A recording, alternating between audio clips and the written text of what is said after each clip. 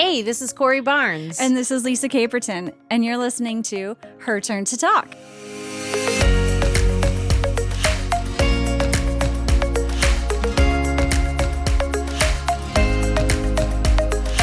Hey, Lisa. Hi, how are you? I'm great. How are you doing today? I'm good. How are you? I'm great. Day 7, no caffeine. No caffeine? Yeah, I'm a little tired right now. Yeah. Did you have headaches? No, surprisingly, I did not. Caffeine is the one thing in my life that I could take or leave it. The mentality of like actually doing it though, Yeah. that's a little difficult. But once I do it, I've had one craving, and I was driving because I passed by Starbucks or something like that. And I'm not an avid Starbucks, but I found out that Starbucks is not doing the gingerbread latte this year, which caused me angst. And I'm sure other listeners can share that angst. And so I was thinking I wanted one of those praline ones that you know. Mm-hmm. So, but otherwise, I didn't have the headaches. I was wondering if that would happen because I did it cold turkey, like no tea, no black tea, no caffeine. So is coffee a part of your morning ritual Oh, normally? yeah. And so what have you replaced that with? A hot cup of water. Oh, just water? Yep, and I've been putting lemon in it. I'm sorry, Okay. a little lemon. Sometimes just not. If like in the middle of the day and I just, I didn't grab the lemon or something. I think it's almost like that act of picking up the cup and drinking it and having something warm in your hands. So that's been really interesting. And every day I'll text my dad and say, day 5, no caffeine. So how long are you going to Today's go day 7. for? I don't know. Thing is, I feel like I don't need it. Yeah. I still feel I'm a little tired. It's just 3 p.m. It's cold out. I get zapped when I'm out in the cold. I was playing with a puppy earlier. But I'm going to keep going till why not? I mean, apparently I don't need it. It saved me a little money. Yeah. My coffee's a little expensive because I like good coffee. Yeah. But, I don't know. Well, so we'll see. We will see, but I've been doing a cleanse. I've been working on prepping myself for the cleanse, really. But I'll tell you a little more about that because they're part of my badass women this week. You're badass women. Yeah. What's your you a coffee fiend? I'm not as bad. So I did used to have like 2 cups in the morning, and I'd always have to have an afternoon coffee. Mm-hmm. And I replaced that with tea. And now I've found that sometimes I don't have the afternoon coffee, but I do still have to have the morning coffee. Mm-hmm. Yeah. And actually, I have a doctor's appointment coming up, just like a physical and blood work, and you're not supposed to have anything. And I already have a little angst and anxiety about like that I'm not going to be able to have coffee that morning. Yeah. I know. But I think what you said is true. I think part of it might be the ritual of just having that warm glass. But it smells good. And it does. It smells real good. I don't know. I do love coffee. Yeah. It's changed my BMs, I'll tell you that much. I was surprised. I was completely surprised. Is it help or because it's supposed to help you go? Yeah, it's supposed to help you go, and it used to make me go, and now I go, but it's not like emergency gotta go. Oh, did you have and emergency going? And they're firm, and I appreciate smooth moves. Oh my gosh! Yeah, so that was interesting. That's the only thing that it's affected. Yeah, but I get it, and I've been a coffee drink forever, but I've been known to do this. I've been known, but not cold turkey. This is the first time I did cold turkey. And like, I can't believe it. It's the one thing that I get this addiction, this obsession over in the mornings that and I the feel one like thing you're I can put it down. A hard time to like, I would feel like I would have a harder time doing it now, during when it's cold than in the summer. I think the summer would be easier because I don't know. There's something about the cold and, I need warm things. Just like I can't eat warm food in the summer. Yeah. My husband's like, what do you mean we can't have chili for dinner? I'm like, because it's in the summer and you don't eat chili in the summer. Yeah. It's a winter food. Craving soup. I know, I'm cold. It's cold. Are you getting ready to go on your Christmas adventure trip? I am. Are you going to be throwing axes? No. We're going to do an escape room with the family. Oh, that's right. Yeah, we're going into, it's called the Enchanted Chamber. So I'll let you know how that goes when we get back. It's one that's supposed to be family friendly. So we'll see because we are taking children in there. A lot of people are throwing those axes these years. I mean, this year. I just talked to somebody else who said that they're going to spend the holidays with their family and they're going to go throw axes. Yeah. It's like the thing to do right now. I haven't ever done it. Danny's done it with his work. And he said sometimes they'll, if they don't get right, they'll bounce back. God. So knowing my luck, it'd probably hit me in the head. I fell down the stairs this week. Again? I haven't fallen down. You and Danny both. I've never fallen down the stairs before. You slipped. He was like, No. I've fallen in the driveway twice. That's what Yes. But this is my first stair fall. Yeah. Oh, Jesus. It was what in happened? the morning. I don't even know. Where were you? At home. Just like our stairs at home in the morning. And Danny was like, what is that noise? I was like, I just fell down the stairs. How many stairs did you fall Only down? maybe like 4 or 5 and on my butt. So it was like one of those ones where like your feet slide out from under you. You might be bruised. Oh no, my hip hurt. I landed on the other side and my hip was already hurting before I fell. So I don't think that has anything to do with you poor thing. But he's laughing. And then all day I had, well, not all day, a couple of times I'm sitting there and I get a text from Danny. It's like, I'm sorry you fell down the stairs. And then I keep getting these gifs of people falling down the stairs. And then I noticed that he misspelled fell. He must have just been doing it quickly because he said, I'm sorry you feel down the stairs.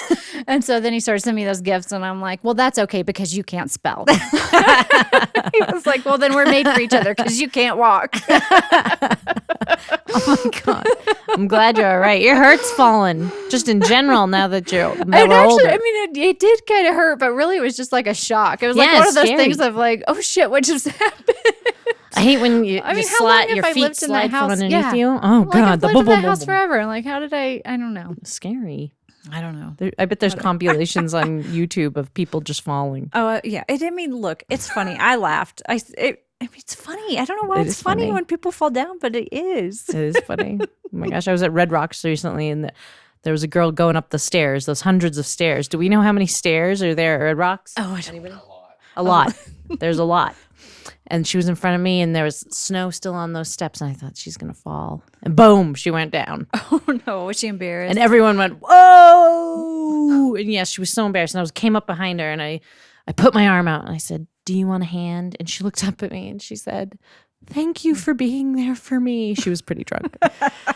And she was like, no. And I was like, bye, see ya, because I was gonna go get my special drink. Well, a good thing, I guess, a little bit funny that she didn't need your help, because she probably, if she was, drunk enough, she probably would have taken you back down with her. Those steps, to fall on hard, cold, wet steps. Though. Yeah. Oof. And why do people? See, it's not nice when people make fun of you. Like, you got to ask. Say, are you okay first? And then they're okay. And then you can laugh because it is funny. Yeah. But don't just start out laughing. I know. Make fun of them. Gosh. But Peoples. Anyways, what are we going to do? Well, you be careful on your adventure in the escape room. I hope you get out of it. If I don't come back, you know where to find me. I'm in the Enchanted Chamber still. What if that was a thing? People were stuck in there till they figured it out. Apparently this one, because it is supposed to be kid friendly, because we asked for one because we're taking, my kids and my in-laws or my what is not kid friendly then? Well, we've done it. You and I've done one. Oh, well, my mind was going somewhere else. This one, I think they have an employee. I think he's dressed as a wizard and he's like in the room with us. I don't know. This could be crazy. We'll see what happens. I can't wait. This is going to be fun. Well, you have to tell us when you get it back. I will. So let me tell you about my Badass Women of the Week. It ties into the Conscious Cleanse that I'm doing. And the founders of the Conscious Cleanse are Joe and Jules. And so I decided to start this because at my yoga studio, they've been raving about it for years and usually have presentations for this Conscious Cleanse at the beginning of each year, maybe sometime in the summer for beach body time. And then recently did a workshop with Christine Lackey, who we also had on the show. Mm-hmm. And she did a workshop around food and just kind of things that we can get addicted to in general and loving ourselves and nourishing our body. And so I happened to meet Jules there.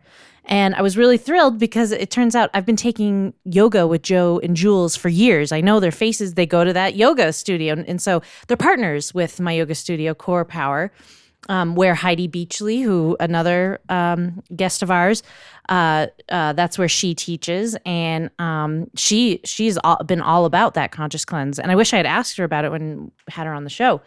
But she's on the website. And so this cleanse, they call it a 14-day cleanse experience that produces dramatic results. From weight loss to relief from depression, ADD, chronic pain, allergies, insomnia, and more. The Conscious Cleanse gives you a simple program that eliminates harmful foods, flushes toxins from your body, and kickstarts weight loss. The result is lifelong freedom from aches and illness, a renewed vibrancy, and more energy than you've ever known. And I wasn't interested about the weight loss part. I was interested I want to nourish my body with good food. And this, I was drawn towards this. I was talking to a couple ladies about it at the Core Power studio who have done it, said the recipes were really simple, very easy, delicious, and that it's a cleanse that it's not a juice cleanse. You're actually eating food. And I got excited about that because I thought, oh, okay, I can make that. I can do that. I knew I could do it. And so, it's a book, and then they have all kinds of online resources too. And I've actually been reading the book, and I've been enjoying it. And so one of the chapters talks about prepping for the cleanse. So that's what I've been doing. One of the things I've done, quit caffeine, and then it talks about quitting sugar. And there was several days there. I think I went 5 days no sugar. And that's always been a difficult one for me. That would be difficult for me. Yeah. What else? And are these ladies dietitians? Do you know? Yes. So this is just all researched by them. They both have really cool stories. I'm going to brush upon them real quick. But both of them have had a passion for food, have had a passion for nourishing their body, have had aches and pains, have had things happen to them. And this idea that food can heal, I love that. I'm all about that. I really do believe that because I've experienced that. Not with ailments specifically, but when I've stopped eating processed food and sugar in the past, my life changed. My skin looked better. I was more energetic. And so, as we get older and stuff, I figured why not try it? So here, let me tell you a little more about Joe and Jules. So, ever feel like you've been hit by a truck? Well, Joe has, and she is an expert in recovery. Joe is a state champion gymnast, a nationally ranked diver, and a diving coach. While prepping for medical school, she was T-boned by a semi-truck during a cross-country bike tour. Wow. The physical and emotional grueling recovery process ultimately led her to the wondrous healing benefits of clean eating that are at the foundation of the Conscious Cleanse. Jo graduated with honors from Grinnell College. Her yoga mentors are Anna Forrest and Dr. Theron Randolph, and she studied at master's level at the Nutrition Therapy Institution. Jo is driven to help people who think healing is out of their reach. Through nutrition and yoga coaching, Jo helps others reach the optimal health she is so thankful for. Jo lives here in Boulder. Hopefully we'll get these ladies on the show. That's what I'd really, because this story about her getting hit by this semi-truck. That's crazy. And I mean, She was born with allergies. This was just her life. It even talks, I don't want to, it talks about it all in the book, The Conscious Cleanse. You can get it on Amazon. Lives in Boulder. Put a link on. Yeah. We'll put a link on the website for sure. And she still teaches yoga while running the Conscious Cleanse.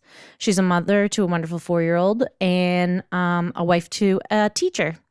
And Jo loves green smoothies. And they're pretty damn good. Yeah.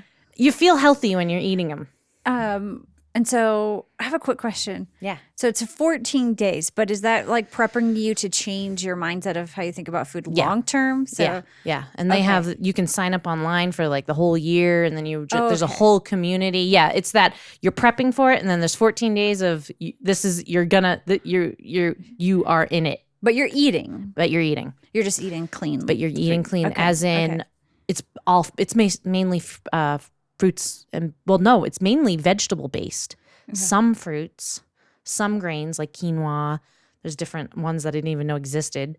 Brown rice, no white rice, no gluten. I think they stay away from gluten. And then if you're craving meat, they say you can supplement, of course, but they have there's this idea of 80-20 eating after that 14-day cleanse, because you're going to find you feel good. Even just with me prepping, I'm like, wow, I feel so much better. Yeah. I just feel good. I want to continue eating this way. But that's a great question, right? Yeah. But yeah, it's this idea that you're going to continue on and you can always come back to the cleanse. So it's a reset, really. And then you continue on. So the other founder, Jules, She's an entrepreneur, my favorite word that I can never say right, a certified holistic health coach, a yoga teacher, and a visionary with boundless energy. So yeah, they're both nutrition, health coach. Passionate about the mind and body, spirit, food connection. Jules followed a calling to attend the Institute for Integrative Nutrition, where she studied with top nutrition experts like Dr. Mark Hyman and David Wolfe.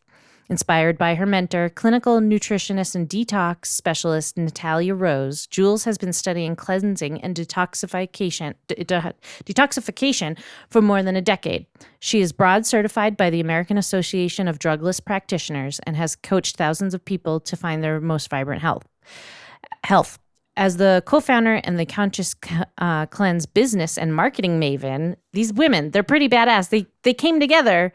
And this is all them. And they built this up. The community is huge.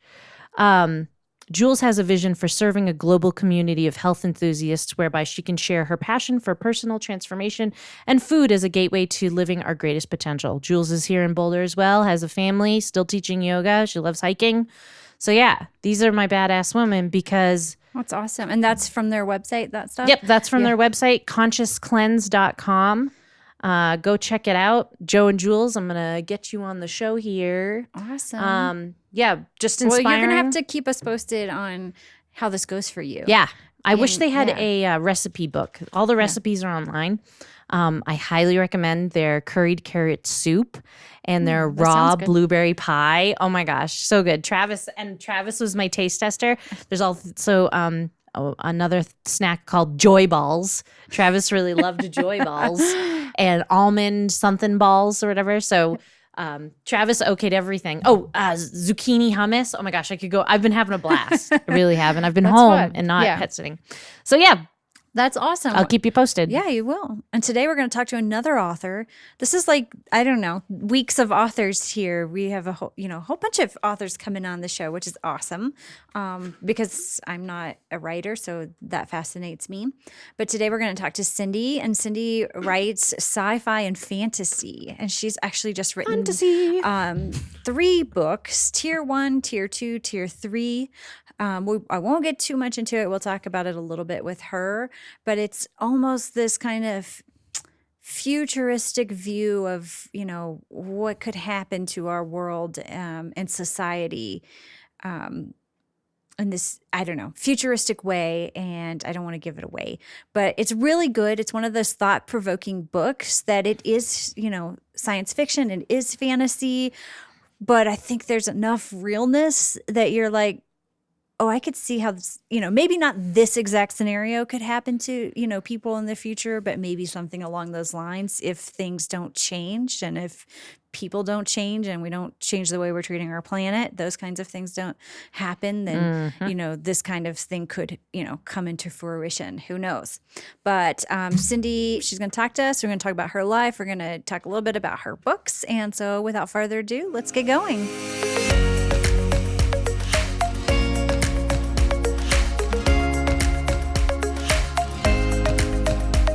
Welcome, Cindy. Hi. Thanks so much for having me. Thanks for coming today. We're thrilled to have you. Yeah, this is awesome. You are very interesting and very cool. Well, that is the nicest thing anyone has said to me today. And before we get going, we'd like to say, you are an author, and would you go ahead and tell our audience, our listeners, what your full name is and about your books? Yeah, absolutely. Just the name of your books. So Cindy Gunderson, that's my name. I randomly decided to start writing this last year. This is not something that I had ever thought that I would do or thought I could do. When I was in college, the longest thing I wrote was like a 20-page essay, right, for a class. I've never written more than that. And so I just had this idea and I just decided to go for it and just to try writing it down. And I didn't know if I'd be able to do it. But I had this idea of a family. Most of the post-apocalyptic or, dystopian books that we read are all about these teenagers. Which makes sense, actually. As soon as I started writing my book, I realized how difficult it was to write about a family because they have all these different connections. And when one thing happens to one character, it happens to the whole family, right? But that made it ultimately more interesting for me. So I just had this idea of a family that, kind of got pulled apart in a lot of ways because of the requirements of their society and the commitments that they had made to their society, right? And so I just kind of explored where that took me, and just kept getting more ideas, and just the relationships and the issues that caused for these characters. I won't go into too much detail because it is a little bit of a twist, a couple of different twists throughout the books. But it's these two main characters, Kate and Eric, and their two kids. So what I love about I've been reading, and I was just saying that it's almost like one of these books that it's fantasy, it's sci-fi, yep, totally, but it's one of those things you're like, something like this could happen. Yeah, no, absolutely, and that's the thing is, I think it was the reason I had this idea, and it was actually a dream that I had, this image that I just couldn't get out of my head, and I just had to write about it and explore it. But I think the reason my subconscious kind of came up with that idea is because these are themes that I've been thinking about a ton. Well, and there's a lot of different things going on. Yes. Yeah. A lot of issues that I'm like, oh. Yeah. And I'm like, okay, this is like really interesting. Yeah. And it's fiction, but it's not in a way. Yeah, you could see, well, even just it talks about genetic testing, right? And that sort of thing. I mean, since I started writing it, I'm sure because I was writing it, I was more tuned in to people talking about it. But I've had so many friends come up to me and say, hey, I just got my genetic test results back. And I'm like, oh no. I know. I'm one of those people. Yeah. Have you done it before? I've done it. Oh, that's I've done awesome. both the 23andMe and the Ancestry. Yeah. And I mean, it's fascinating. Yeah. It's fascinating information. Right. But yeah, I mean, it's real. This stuff is stuff that, we're doing. And we also, one thing that kind of led to the eugenics aspect of the book, we just put on I direct children's theater out in Brighton. And so we just did a play. We did I Never Saw Another Butterfly. And I don't know if you're familiar with that, but it's about World War II. And, so I think my brain was just like thinking about all of these things and like, what if this happened and what if that happened, right? Well, and I love too, I think that's also prevalent is, I'm trying to think of how to say this. I don't want to ruin anything. No, but it's you're like good. how we think about how we're treating our planet and what that could cause. And like our stewardship, our responsibility, right? Not only for our children and our families, but for this earth that we live on. Right. And and that actually is something that I've grappled with for years because I grew up in Canada. And so I was very socialist, right? In my mentalities, I remember writing position papers in high school about how socialism was the best, right? And then I come to the U.S., and most of the people that I was interacting with did not share that same opinion. And so that was crazy to kind of understand where other people were coming from. But it's this idea of like, how much do we owe? How much do we owe to our community and our society? And how much do we get to be selfish, right? Right. It's very interesting. Oh, I'm so glad you liked it. And so, like I said, I'm very interested. I think it is appropriate for young adults. Yeah, totally. Teens. I definitely am going to buy the books for my son. Yeah. He's going to be 13, and I think this is going to be something that's right up his alley. Absolutely. It's something that I think a family could read and talk about and enjoy together. So absolutely. My friend actually, she just texted me a couple of days ago, and she's like, I walked in to the living room, and my daughter was bawling her eyes out. And she's like, what's wrong? Like, what's going on? And she's like, I just finished tier 2 and I have a lot of feelings, It was just so cute. So I have been surprised at how much teenagers have enjoyed the book, including my own kids. Yeah. Well, how does that make you feel to have that kind of reaction that something you created such a feeling to someone else? Yeah. I mean, it honestly made me so happy because that's the reason we tell stories. Like, that's the reason I do theater. That's the reason I perform. That's the reason I wanted to write, is because it's such a powerful way to tap into these emotions that maybe you don't feel on a day-to-day basis and understand people better, understand different situations better, our world better, just all of those things. And so the fact that I accomplished that made me so happy and thrilled, because when I first put it out there, I was terrified, right? When you create something and it's so important to you and you give it to the world and you just don't know how they're going to receive it, if they're going to love it as much as you. Right. So it made me really it's happy. Pretty vulnerable place to be Absolutely. in, for sure. Especially because these are things that are so personal. Yeah. These are, themes that I really feel deeply. And so that's hard to put out there. But I'm so glad I did. Yeah. And wait, you said that you just wrote these in like a year? Yeah. So I actually, it was crazy. Like in January is when I kind of had that dream that made me I just couldn't get rid of this thought, this image. And so I started writing it down. And my husband, he's so amazing. He's like, you just need to explore this. I think you need to do this. And he totally would take time to watch the kids or entertain them or whatever, so I could just work on it and write things down. So I filled a notebook with different ideas, and then I just started writing it. And so I think I finished book 1 probably March, but then I had to go through the whole process of figuring out what I was going to do with it, right? And that took just as long as writing the book. And then book 2 I wrote, in the fall after I kind of figured out how I was going to publish and all those different things.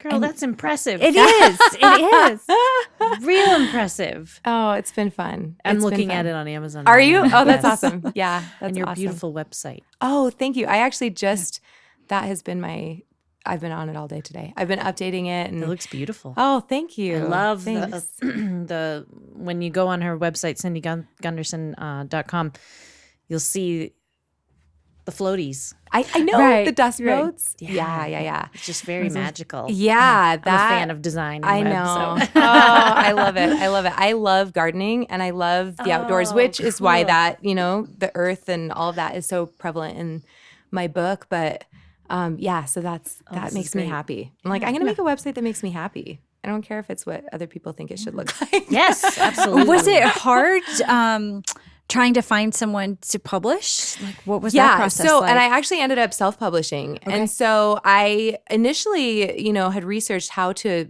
put it in, submit it to agents, because you have to get a literary agent first. So I started that process and I was sending things to literary agents. And I was just like, I don't even know if there's any chance that anyone's going to get back to me. And they did. And I was able to correspond with one in particular that was super helpful. And she gave me a whole bunch of really great things to work on and things that ultimately improved my manuscript, right? And we were kind of discussing whether she was going to represent me and moving forward in that process. But I don't know. I felt so strongly. I think I just needed that validation, like to know that it was good enough to be represented. Yeah. And then after that, when I started to look at what it was going to mean, if you do representation, it means you have to sacrifice a lot, usually. They usually don't take it how it is. They usually, the literary agent will make you do some different things to fit what they need. And then the publisher will also make you do some things to fit what they need. And I was getting kind of the same response from these people that it wasn't super marketable because it doesn't fit exactly perfectly into the dystopian YA genre, right? Because it's a family and it's not a teenage protagonist. And then the other thing is that it doesn't have a lot of saucy material in it. So for adult fiction, that doesn't really fit either, right? Because people, that sells more books. So when I sat down and thought about it, I'm like, this is what I wanted to do. I don't want to change it. I feel strongly about what this is, and I want it to be appropriate for my kids. I want it to be something that anybody could read and enjoy. So I just decided to go forward and do it. I think that's a smart idea. Like I said, I do think it's a book that young adults or, teenagers, my kid's 13, I think it's totally appropriate for him to read and that he could comprehend it. And then I can we can both read it and both enjoy it. And so we can talk about it, like have a family, book club. Yeah, together. totally. I love it. Yeah, that's so awesome. And it's rare to find books like that. It right? is. It is. Yes. I totally agree. While you were writing, was it just like you're in a room, you've locked everybody out, and you're just writing nonstop? I wish. That would be amazing. Like The Shining, right? No, typically what it was is me sitting on my couch, like typing furiously, and my 5-year-old, jumping on me, and a foster kitten typing on my computer, and it's just chaos. But a lot of the time that I wrote, so my kids, we homeschool, and my kids go to school one day a week, and it's on Thursdays. So like today, I had the whole day without my kids. So I did a lot of work on Thursdays. Yep. And you got a lot of hobbies. Yeah, So I do. tell us about some of your hobbies. A lot of them have to do with storytelling, right? I mean, I've been a singer, I've been a musician my whole life. So I teach piano, but when I started homeschooling my kids, that was not really practical anymore because that after school time was like I was done. I was totally done by 3:00, and that's when people want to take piano. So I started teaching some homeschool students and kind of cut that out. I wasn't really doing that as much. And another kind of thought that came to my brain was, people want to learn musical instruments. There are so many things in our society that prevent that from happening, whether it's being overscheduled, not having the financial resources because it's expensive. It's very expensive. My son takes drum lessons, and I'm like, oh my gosh, I'm grateful every day that we're able to do that. Absolutely. It's a huge commitment. Yeah. And so I just started thinking, I'm like, what if I've been doing this for 20 years. What if I started taping my lessons and putting them online? And then kids could do a once a month lesson with me or just have access to the tutorials. So that's been one of my hobbies this last year is Brilliant. kind of figuring that out. And that's for piano? Yeah, it's for piano. Awesome. So I was hosting my videos on a different site and it just wasn't working. It was convoluted. So I've been putting them onto my website. Oh. And so that should be live in the next day or two. That is just like brilliant. Yeah. Brilliant. I hope it's great. Well I've done. got like 6 students that are already doing it and loving it, Wow. So, because again, it's like, I want kids to have access to Yes. this. I want them That's to be a able to grow and fantastic learn. idea. Yeah. So I'm doing that, and gardening is my hobby when it's not freezing cold in Colorado. Yeah. I love that. And singing and, Ultimate Frisbee? Oh, yeah, totally. My husband and I play Ultimate, and that is actually a new hobby. So if anyone tells you can't learn something as an adult, not true. We have a group of friends. They love Ultimate, and I was the lone man out that had never tried it. So I was trying to convince them to come play soccer with me, or basketball, because those are sports that I'm familiar with and I really enjoy.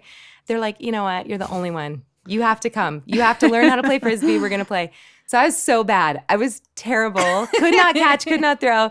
But the Ultimate community around here, they're amazing. Yeah. So amazing. Do I've you heard play? this. No, Have you? no. Okay. I do Frisbee golf. Oh, okay. Yeah. I'll do Super that. fun. But I know for a fact that the Ultimate Frisbee around here in Boulder County, just even incredible. in Colorado in general. Yeah. They have a tournament like in our and a great- neighborhood. it's amazing. Yeah, they have pickup like all over out here. Yeah. I wish we lived a little closer because then I could do that. It's so fun. Yeah, but we play in GRU. It's Grassroots Ultimate, and so they're doing indoor right now, and then we'll join up again when they start outdoor. But it's really fun, and I've gotten a lot better. I can catch and I can throw now. yes. Right? Oh, that's great. Yeah, That's it's great. really, really fun. And I like to talk about hobbies, because it's like Yeah.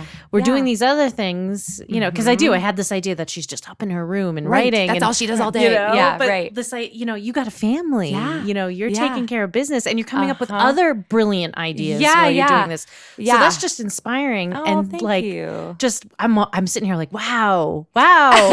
Yeah, right. It is inspiring that you're taking these things that you're good at, B, you want to do, Right. enjoy doing. Right. And they're like, how can I use this to also benefit others?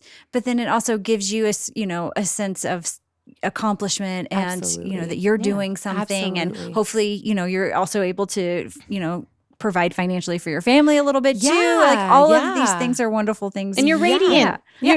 You don't look like, you. I've been working so hard, all of these things, right?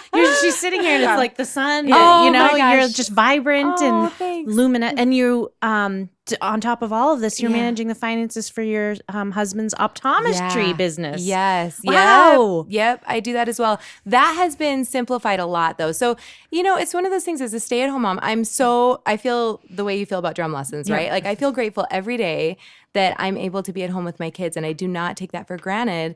But you're also a human being, and you need to have these things that fulfill you, right? Yes.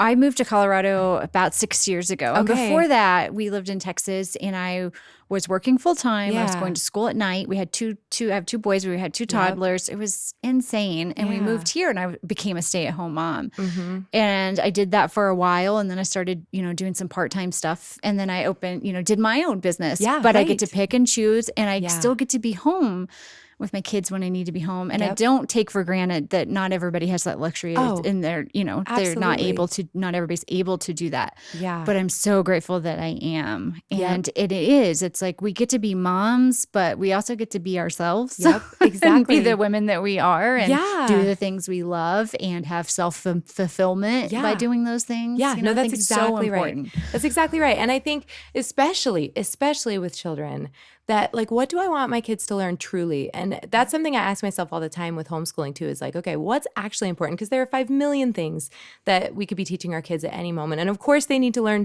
specific things, right? Culturally and socially, whatever, that are required. But when I really think about what I want my kids to learn, it's this. Like, I want them to learn to continue learning and to continue loving life and to continue jumping into things that are exciting and fun, right? Right.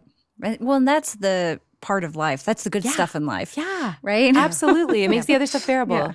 It makes me think of that idea of, you use the word human being versus a human doing. Yeah. And that like robotic, we're just in this rat race of whatever. It doesn't need to be that way. Absolutely. What a lovely way to live. Yeah. I support that. And just releasing yourself from that guilt of like having to do this or having to be this. And especially as moms, I mean, just feeling like you have to give every second to your kids instead of taking a step back and being like, wait a second, like I'm showing my kids that I am a slave. Like that's not what I want my kids to learn. I want them to understand that I, as an adult, have things that I love and I'm excited about it. And that is worth my time. Absolutely. And sometimes you have to take second place to that, right? And it's a balance. Right. Well, and that's what we want them to know that too, because you don't want to teach them that you have to give yourself 100% to somebody else. Exactly.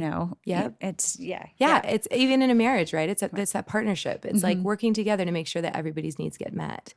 And sometimes, like in times and seasons, you're going to take a back seat, and sometimes you're going to take the front seat. And my husband, he went to optometry school and all this, and I supported that. And I was working and, raising kids and whatever, doing all of that. And now it's kind of my turn a little bit, which is exciting. Yeah. It's really that's exciting. awesome. It is amazing. I think that was one of the biggest pieces of advice when me and my husband got married that I'll never forget is we were sitting out somewhere and an older couple was out there and they were talking to us about marriage and they were like, marriage is never 50-50. Despite what people tell you, it's not 50-50 because sometimes your partner can only be 20 and you're going to have to be 80. Yep. And sometimes, the roles are going to be reversed. Absolutely. You got to be there, and me and my husband are real good about that because sometimes we'll walk up to each other and be like, I need you to be 80 today. Yeah. Like I can't handle this such a great way day. to talk about it too. I can't handle these kids today. You got to be the 80. I need to be the 20. Like I'm out. Absolutely.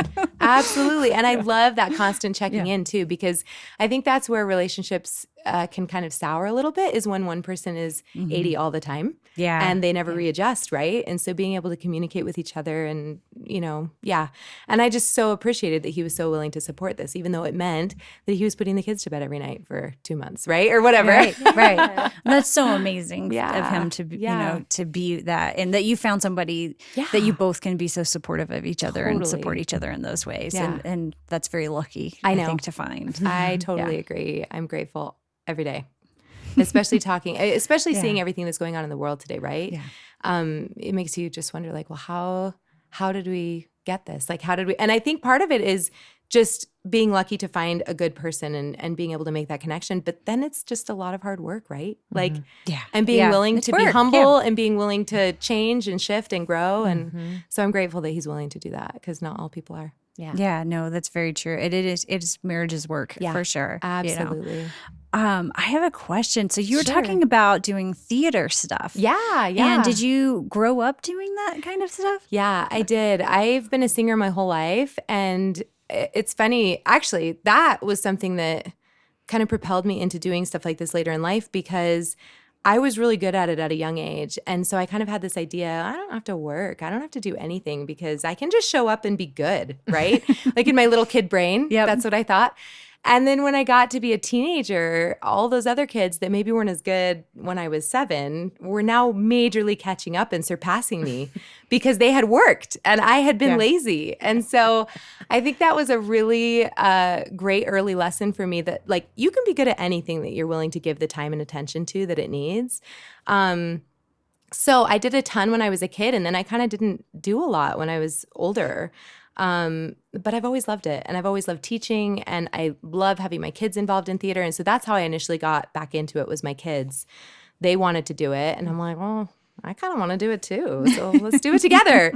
So I a woman that was, she still is the kind of our head director of our children's theater program out in Brighton. She randomly called me up one day and was like, hey, are you interested in directing? Would you like to do that? I'm like, yes, I would. So I started doing the musical direction for the plays there, which has just been fantastic. And then they also do adult productions. There's an amazing theater community in Colorado too. Yeah. Again, another thing I'm grateful for living here. So then when my kids got a little older, I was like, well, maybe I'll go and audition and do some shows. So my son and I actually just did a show out there. It was Disaster, the musical. It was really fun. Yeah. And so you direct and perform in them? Yeah. And is that crazy? Wrangling a bunch of kids to do. Yeah, it's funny because every year we reassess and we're like, okay, how many kids are we going to let in this year? Because last year was a little bit nuts, right? Yeah. No, but we have there's four of us. Okay, and so you got some backup. Yeah, so definitely. We've got a lot of help and we kind of split the group. We actually do 2 shows every year. So we do the younger kids and then the older kids. So at least we can split them into those groups as well because they need very different things. Mm-hmm. So yeah, and it's not bad. We have 2 rehearsals a week. It's great. And I just love it. I love being around kids. So I think it's really fun. Do you have a favorite play, like top 3 plays your favorites? Oh man, like just in general or that we've actually done? Just in general. Oh, okay. Because I know you know them all. I do. We went and saw Dear Evan Hansen and that one just absolutely, oh my gosh, like it just moved me to the core. I loved it so much. So that was incredible. I love Newsies. Yeah. Newsies is one of my favorites. Classic. Right? Timeless. Yeah, so I haven't good. heard about Newsies in a while. Oh, I know. I glad you love said it. It is so good. So good.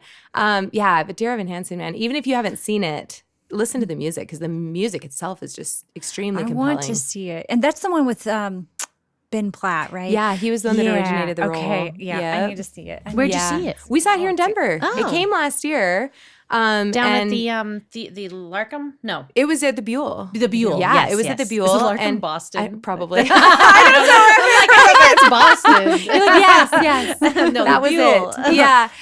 No, it was fantastic. And I was nervous about it not being Ben Platt, right? Because that's what I'd listened to and he's just phenomenal.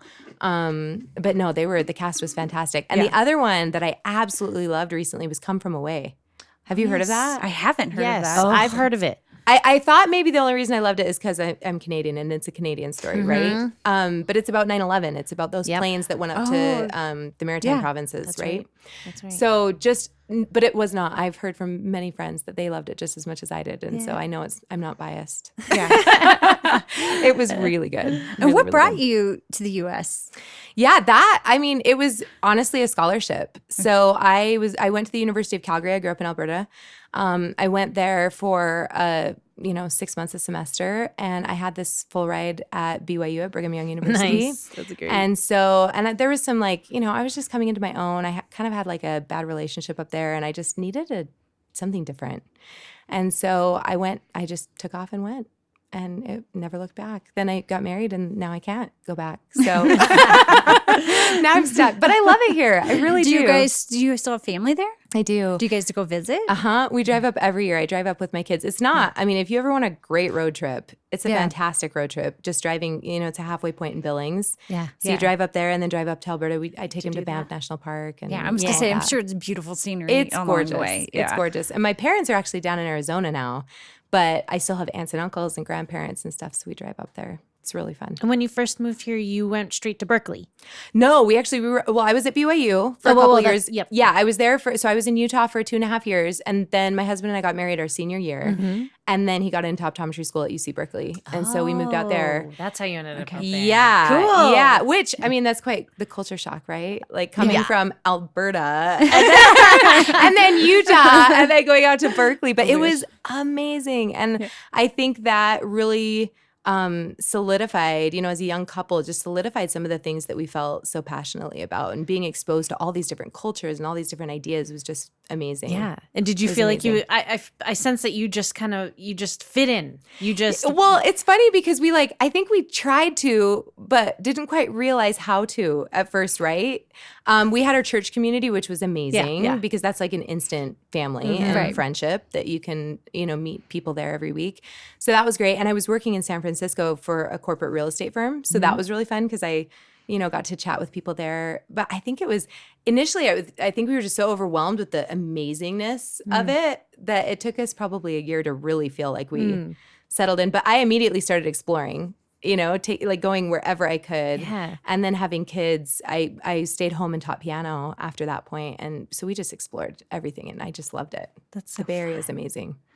And I So got to great. take it back a little further. I want to hear Yeah. about this road trip, this crazy road yes. trip. When did this happen? The one wait. Are you talking about my teenage road trip? Teenage road It trip. involves hitchhiking. Oh man, Mom, great. I'm so sorry. So I was just a little bit of a wild child. I always wanted to do my own thing. And, parents always say, enjoy your childhood because it's going to be so hard when you're an adult. And that was not me. I wanted to be an adult. And I was ready to be an adult like at age 10, And so I resented the fact that I was always being held back. And we went to this concert. Have you guys ever been to like an Edge Fest type thing? Have you heard of that? I don't know if that's a Canadian thing or if it's... I have. It's like a whole bunch of different bands, Yeah, right? sure, they like all a come and Lollapalooza play together. Yeah, or like a something. music- Yeah, okay. exactly. It was a really popular one up in Canada. And so I went with my brother and my cousin, and they dared me to try and get backstage. And I'm like, sure, I'll try, right? And so I did. I got backstage with one of the like lower bands, right? It wasn't the main band. And I got them to come with me so that I was safe. But even looking back at that, I'm like, oh, I'm such an idiot. That was not smart. But we did. So we went backstage and got to know these guys in this band. And then the next year they came back and they messaged me and they're like, hey, we've got another show. Do you want to come check it out? We'll get you a VIP pass or whatever. I'm like, sweet. Again, so naive. Again, really stupid decision. Don't ever do that. But I went with a friend. I wanted to go with a friend, and it was this city that was about 2.5 hours away. And so I asked my mom if I could go. And of course, there's no way in hell that you're going up to you're going up to that city. So I made up this really long day plans with my friend, and we took off and went. Of course, it was so obvious. My parents knew that I was bucking the rules. But we drove up there, and I was not smart enough to fill up my tank with gas. So I drove, and I didn't have any money, right? I don't know what I was thinking. So we drove up there. We had an amazing time at the concert, went backstage. It was so fun. And then we went to drive home. And about halfway home, car stopped on the side of the road. Like, I can't even imagine doing that now. I don't understand how I wasn't looking at the gas gauge or whatever. So then I started to get pretty freaked out. And we ended up hitchhiking, and this trucker stopped and he drove us into the closest town, got us gas, brought it back, filled up our gas. He was a decent guy. I know. But like as soon as I got into the cab of the truck, I was like, oh, I don't think this was a good choice. Because you're in this truck with this random dude. Right. Yeah, but he was my so true nice. crime brain, my true crime Yes. loving brain is like Yes. ding ding ding ding. Oh danger, yeah, danger. so many red flags. Like being alone with 26-year-old band members, as 16-year-olds. I mean, the whole thing, not a good idea. But he brought us back. He filled up our tank and he gave us $20. Wow. And Oh sent my us on our gosh. way. He must have had daughters. Right? Yeah. I wish there was I would have had contact information to Right. thank him. And was this Yeah. before like cell phones? No. It yeah, could- I mean, I don't remember. I don't think I had one. Yeah. I don't think I had one. If they existed, Yeah. I definitely was not privileged enough to have a phone. I mean, I can think of, and it scares me as a parent because I do Yeah. think about all these, Oh, yeah. situations of, you Totally. just don't like kids, man. We get those There's no blinders on. thinking. Yeah. not I can't think of thinking. how many Thanks for times I sharing was that put story. myself Right? in a dangerous. That's a good one. Yeah. I'm like, how am I alive today? Sometimes I have to I think. know. I'm like, Oh, oh my I gosh. think the same and, thing. And then I'm like, well, please don't do that. the best part of that story is I got home and my mom was waiting for me, and of course we were so late because we had this whole like middle journey that we took in between coming home, and she was waiting for me, and I walked in and she's like, so how was your night? I'm like, it was fine. It was great. Just playing It was it just cool. normal. Yeah. She's like, I checked your speedometer before you left. Is there anything you want to tell me? I'm like, oh crap. So I got in so much trouble. I was grounded. But my mom was pretty smart. Yep. She knew before I left. Moms know best. Yep. I'm sure. funny. Yeah, that's the whole thing, right? We always think Yeah. we're sneaky. I look at my kids sometimes. I'm like, I know what you're up to something. Like, Absolutely. Absolutely. I am impressed though, Mike, because I have a 13-year-old and a 12-year-old, and they're getting like pretty good at fooling me. They're honest, 90% of the time. And then sometimes when they want to trick me, usually they think it's funny. But like I legitimately can't tell sometimes. Yeah. So I'm starting to get, so I have 13, almost 13 and 11. And I'm like starting to get like the eye roll and the like attitude. The look of like, I just know he's thinking in his head like that I'm an idiot. And I'm just, I don't know. Like nobody makes me feel as uncool as a 13-year-old. Absolutely. And I'm like, because I'm like, don't you even know what that means? And I'm like, what are you talking about? He's like, ugh. Yeah. He'll say something. I'm like, what is that? And he's like, you don't know? Like, wow, Mom. Yeah, I know. And don't you think when you were a kid that you thought you'd never be that way, right? I know, right? You always think you're cool going to be forever. Cool. Right. I'm going to understand technology forever. And no, we don't. I know. I'll tell them to do something like, if they're playing a game or something, I'm like, pause it. And like, this doesn't pause, Mom. Did you know? And I'm like, no, I don't know. But it doesn't matter. Get off. Right? Turn it off. Figure it out. So funny. It's being a parent is hard and exhilarating and wonderful. It's all the things. Absolutely.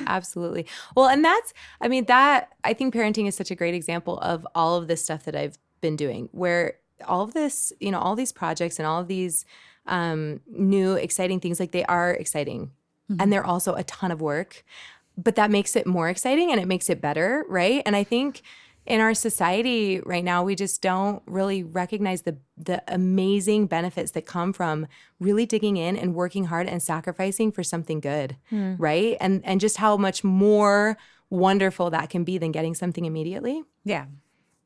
Yeah. Are you working on anything new? Yeah. So I'm finishing the Tear trilogy, right? I'm finishing book 3. It's not actually quite finished. It's all plotted out, but it's not written completely. And then I need to do the other audiobooks on that. But I have 3 other novels that I am plotting out and working on. Ooh. Yeah. So it's just flowing out. It's just coming. Is it going to be more dystopian? Crazy. Is it dystopian? No, it's not any more sci-fi dystopian. It's so funny. And I've read and researched, all of this stuff about how to improve your craft and improve your writing and all of this stuff. And one thing that I keep coming across is like, don't switch genres. It's just too convoluted and people won't like it because they're used to you like being this type of author, right? And then you get put in a box. Yeah, right. And then they're going to be something else. And I'm like, but you know what? Like, life is not like that. I'm not interested in just one thing. And this is fun for me. So I'm just going to do it the way that I want to. So there's like 3 different genres that I'm working in. So one that I'm super excited about is an 80-year-old woman protagonist and her grandson. So just kind of a really funny adventure type book with these 2 characters. And then the other one that I've been thinking about, I think it's going to be called something like The Christmas Party. Because we were at a party the other night. Christmas party. I know. That's the title that's like in my brain. I love it. Right now, we were at this party the other night and I was just sitting there thinking, there was kind of a moment where everyone was talking and I was looking around and I'm like, how cool would it be if there was a storyline that happened, but you only saw it every year at this Christmas party, right? So for like 15 or 20 years, you learn things about these characters as they're at this Christmas party. That's a book that could become a movie. Yeah. Right? I know, seriously. And so I was sitting there just thinking, about how cool that would be, this group of friends that they meet every year at this party.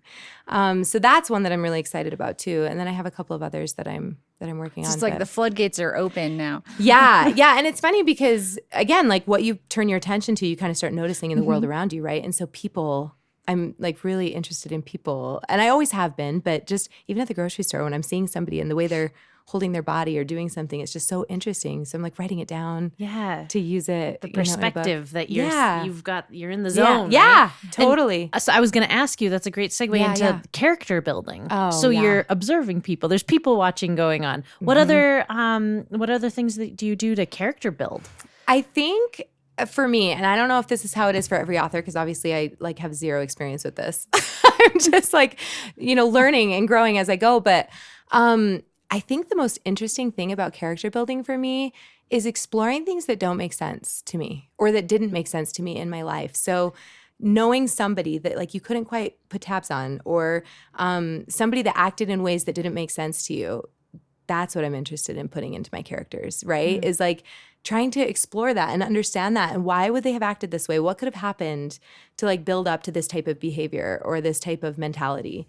And so I do a lot of that where I kind of think about people in life that I just want to know better. I want to understand better. In the tier books, all of those characters are based off of my experience with my own family, right?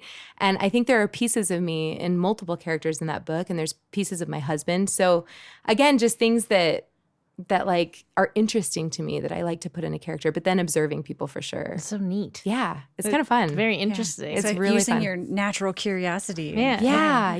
To explore. Now, do you go and just for fun, like you're at the grocery store and do you just make storylines up for people? Oh, for sure. I've done that my whole life. And that's the thing, talking to my husband about this, I'm like, I think I've been doing this my whole life. I just never wrote it down. Yeah. Because I do that for fun with him, even when we're on a date. I'm like, I bet that lady, I bet that's what's happening right there at that table.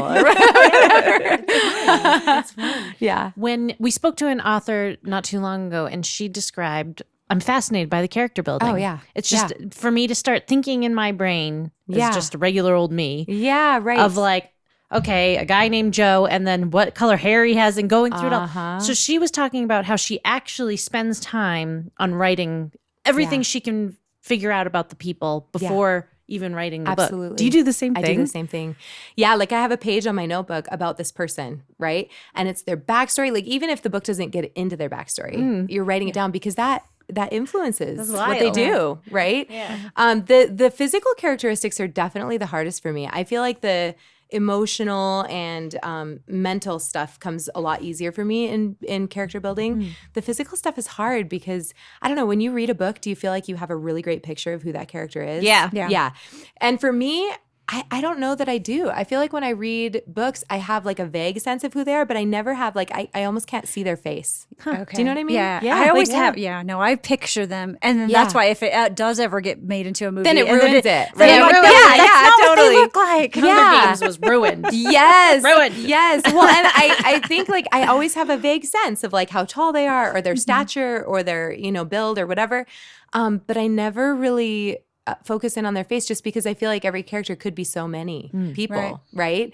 And so when I'm writing my own, it's really hard for me to nail that down and be like, no, this is exactly how his nose looks or whatever. It's just hard. Right. I have a personal question that's tied into this. Yeah. Do you feel that you've been in touch with your own feelings just growing up in general? Yeah. Are feelings and emotions something that you're real comfortable with? What is that? Yeah, absolutely. This is another thing that my husband and I talk about a ton because he didn't necessarily tap into that, right? And so he calls me his therapist, which, is a joke. I'm not really his therapist. But we talk a lot about that because my growing up, my dad would talk to me a lot about that, about just why certain people would be doing certain things. And we would have these conversations all the time. So I think that's where it started. And then I was really fascinated by all of that. And so my background is in psychology. I did a BS in psychology at BYU with a business minor, which has been super helpful with all of this stuff. But I've always been fascinated by human behavior. And so when I was a teenager, I actually went through some really difficult things that I think kind of spurred that as well. I was assaulted as a teenager. And you kind of have to work through that or not. Yeah. And so I think that kind of led to me just like figuring out who I was and all of these feelings that existed and what I wanted to pay attention to and what I didn't. And it also opened me up to having a lot of really intense, intimate conversations with friends and family and all of these people that have maybe gone through similar things or, have family members that have gone through similar things. And so I've always been very, very comfortable being really open with people and just like acknowledging the feelings that are there and not associating those with any like guilt or shame or anything like that, right? Yeah. So, so I think that's always been something that I found very healing. That's so wonderful to hear you say that, because I think it is so important for other people to know that, I've had things happen to me. A lot of people, you were, a lot of people common. have physical, sexual, mental, emotional, some form of abuse that can happen, especially as a younger person. And to have that forethought and that bravery and that courage Yeah. to ask for help and to seek help. Yeah, absolutely. I think is so important. And to it's have a family that was open and wanted to support you and discuss those topics. Absolutely. I hear too many times that they get brushed under the rug. Nobody gets help. No one talks about it. That, that didn't happen. Your perspective was wrong. Right. I can't stand it. I know. Oh, it drives me crazy. So I look at when you speak about it, like your friends, and how lucky. Just, what a blessing. Well, and that is the truth about trauma, right? Is that you can either allow it to fester and really destroy your spirit, right? Or you can use it to comfort and lift up other people that are going through a similar because thing. somebody else has gone through it too. Absolutely. And so you can kind of use that. And I think it's important to say that, if you go to someone and they don't help you, or they brush it under the rug, or they blame you, or whatever, then go find someone else, because you keep going and talking to someone until you get the help. Because there's somebody out there that wants to help. And that's what I learned myself. Oh, for and it took me a long time. I had a lot of stuff happen, and I actually had the parents who didn't talk about it and were brushing it under the rug, and all of these things. And I didn't learn that till much later as an adult to find that, okay, wait a minute, that other people, I'm not alone. Other people have been through this, and there is help out there to get. And, Absolutely. And I think it's important to know that, and I try to tell my kids that as a parent of just constantly, sometimes we have these uncomfortable conversations, and that's okay, but I want you to know, let's get used to these uncomfortable conversations. Yep. Because then, if you keep having these uncomfortable conversations, when something real happens, they're more likely to come talk to you because they're used to having. Yeah, it's not the first time that they're having to come and say something like that. Oh, I totally agree. And I think that, it's so difficult. Like, one of the things that I can really resonate with is women that are in abusive situations, because when you're in that situation, it's impossible. It's impossible to see beyond that. And it's impossible to have this logical, rational mentality about what you should or shouldn't do, right? And so I think that talking about it ahead of time is super helpful, because then they can at least have some sort of, memory of that conversation when they find themselves in that zone. Yeah. In plays that you've been in. Yeah. Have you more of this character building stuff? Yeah. What is it like to pull out those emotions on cue, or to project a character? Yeah. What do you do? Kind of character study for when you are acting that part? Yeah, absolutely. For sure. Just trying. It's so funny because you'd think that acting would be really simple. It's incredibly difficult. And I definitely do not feel like have mastered it, right? I don't think you ever really can master it, because human behavior is just endless, right? And so what I love about acting is that you're usually working with a director, right? And I've worked with a phenomenal director here in Brighton. And I love that you can take this one character and you could see it 500 different ways, right? Like this last time I had 3 different characters that I was playing. And there were so many different ways that I could have spoken or acted or whatever. And that director is kind of what leads you to what they're wanting to see for that character. And so usually what I do is I just kind of explore all the possibilities and then just kind of go with that a little bit, and then they kind of hone it in. Right. So but it's fun to explore. Yeah. And it's fun to imagine, and just even physically, like how you hold your body or how you talk or whatever. It's just fun. Yes. Another way that taps you into understanding other people. And that's why I think the arts are so important. We're constantly cutting stuff like that in our country. Mm-hmm. And I just feel like it's a way to understand people and understand issues it's so tangible. And it's so it builds this lasting feeling and memory within you that's so different from just reading a paragraph. Right? Right. Absolutely. Yeah. Well, and I think that helps, you can have compassion for someone when you can kind of understand them. Yes, right? Exactly. You can see the good. Yeah. You can see the good and the bad and recognize that it's not black and white. Nobody's black and white, right? We all have our strengths and our weaknesses and our pasts and our baggage and whatever. And being able to see that in everyone and not just make these snap judgments about people. I think that character building absolutely does that. Yeah. Sorry, that's so many questions. No, I'm I so love it. interested. I love it. It is. It's so and your fun. answers are so thorough and it's really cool. When you were studying psychology, was there anything specific in that? Was there a study? Yeah. Well, two things. There were two things that really, I always talk about how like I didn't actually come out with a degree that would be useful for anything, but unless I went and got a master's or PhD or something like that. But I learned so much about a couple of things. One was research, having really great research skills. That's one thing that I learned through that process. And then the one area that I was incredibly interested in was stress psychobiology. So studying how stress affects everything in your life, right? So I learned a ton about that, and I think that has greatly enhanced my ability to just function in life, right?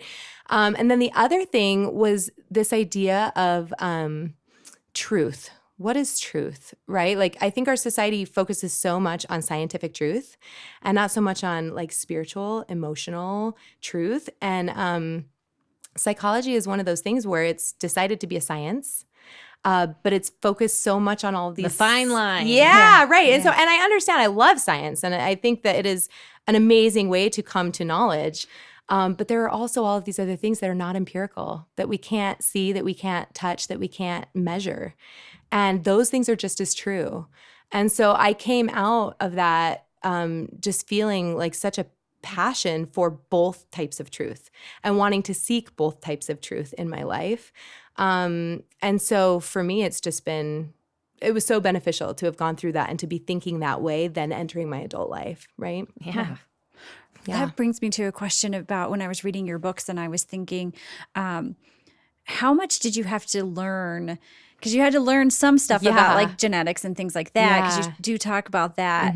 And so I assume that you want that to have some, weight bearing and truth so that it sounds, legitimate. Yeah. And so how did you study that? So, well, it's funny because genetics was actually something I've been fascinated by forever. I love science. So when I was in high school, I took all of the sciences all the way through, right? And then when I went to college, I actually just started taking extra science classes. They weren't part of my major, but I just took genetics, and I took like so a lot of that genetics is stuff that I actually did study in college. And you remembered it? I did. That's because I was fascinated by it, right? I did look up like more recent procedures, but I also really love listening to podcasts. And so I listened to a lot of science podcasts. So like, there was a Radio Lab on CRISPR where they talk about. Have you listened to that one? Okay, yeah. So like that really spurred my interest again in what things are happening in the field of genetics, and so I kind of studied that. But yeah, with like chemistry and genetics and all that stuff that I pull in there, it's like stuff that I have a vague understanding of, and then I go and kind of look into it more. Right. Yeah. Right. I was wondering that. I was like, how much work, I wonder, did she, because there's a lot of things that, I guess you don't necessarily think about when you're reading a book. I don't normally read a book and think about how did this author write this and what did they have to go learn to write this. But there's a lot of work. It's not like, Oh, it's so true. It has increased my respect and gratitude for the entertainment that I consume. Right? Whether it's like movies or film or books, because, we consume it so fast. We read it in a couple of hours or a couple of days. But this was months of somebody's life putting this together. And so that, I think, has changed my perspective on that too. Yeah. I think when we read a book, we just assume they're an expert or something, right? Yeah. Instead of recognizing that it was actually effort. Right. Yeah. Right.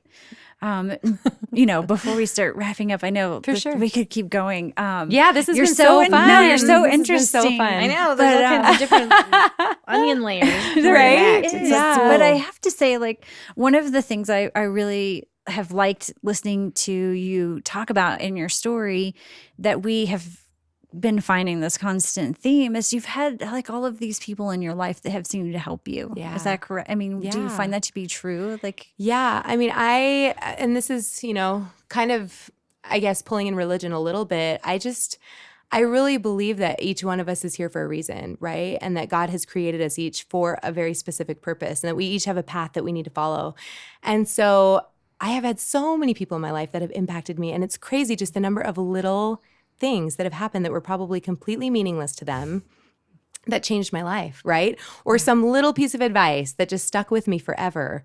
And so you think about that now, like the lives that we're leading and the people that we're talking to, and it's just such a beautiful thing that we can all impact each other. I mean, for good or for bad, right? And so, yeah, there have been so many incredible people in my life. And even the people, and this is what I have to remember as a mom, that even the people that had a negative impact on my life actually bettered me. Right. And I became better because of them. And I grew because of them. And it taught me a lot about what I didn't want to do. So I have to remember that as a mom, because when I make mistakes, like that can still be teaching my children good things. Right. Oh, it's very humbling. And I do find, I've had to do this, before, and thankfully it happens much less than I've learned about being a parent. Yeah.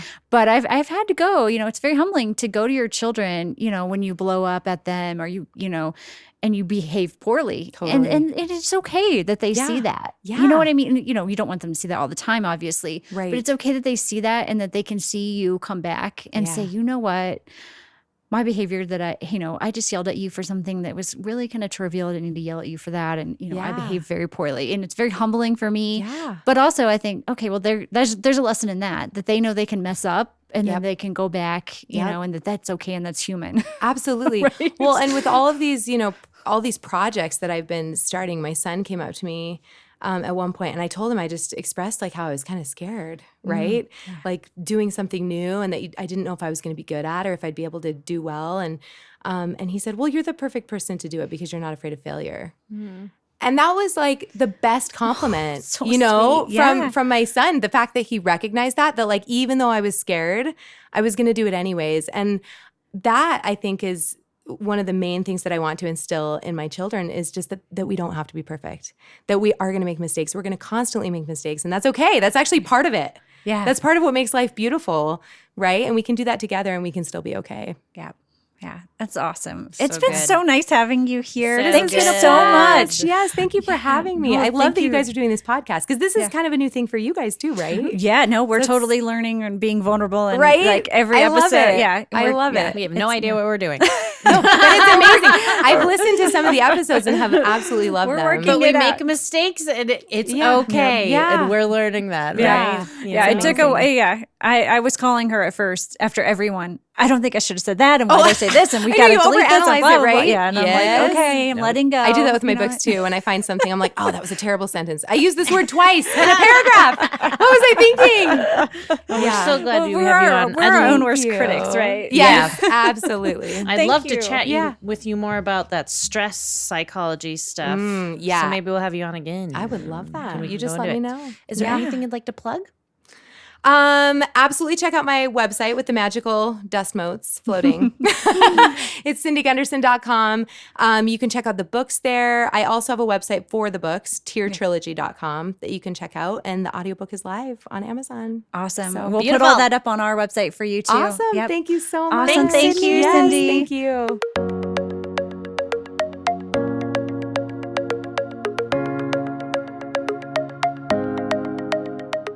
If you have an interesting story, something funny, something sad, something you want the world to know, please email us. We want you to share your experiences with us. We'll take these, we'll collect them, we'll do some episodes sometimes where we'll read them. So if you want to be anonymous, please just let us know. We won't read your name. If you want your name read, then we will. But send us those stories, comments, to info@herturntotalkpodcast.com. And we also ask, if you like what you're hearing, please rate, review, and subscribe. Thank you.